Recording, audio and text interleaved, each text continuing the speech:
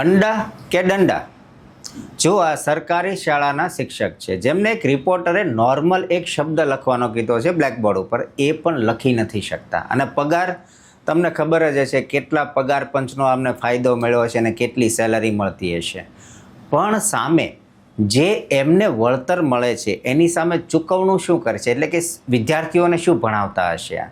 એક સામાન્ય શબ્દ જ્ઞાન પણ નથી આમની પાસે. હવે વિચારો કે આવા જ શિક્ષકો છે લગભગ બધી સરકારી શાળામાં. આપણી સરકાર આની સામે કંઈ જ નથી કરતી. ખબર તો હશે જ, તે સરકારને પણ ખબર જ હોય. એવું કંઈ નથી કે આપણે વિડીયોઝ બનાવીએ છીએ અને આપણે અંદરો અંદર એકબીજાને જ ખબર હોય, ઓથોરિટીને બધી જ ખબર હોય છે, છતાં પણ પગલું નથી લેવાતું. આની પાછળ કારણ શું હશે? શિક્ષકોની એટલે કે સરકારી શિક્ષણની ગુણવત્તા સુધારવી ખૂબ જ જરૂરી છે. આપણે આજે ભારતને વિશ્વગુરુ બનાવવાની દોડમાં છીએ કે ભારતને વિશ્વગુરુ બનાવવો છે. શું આ રીતે વિશ્વગુરુ બનશે ખરા?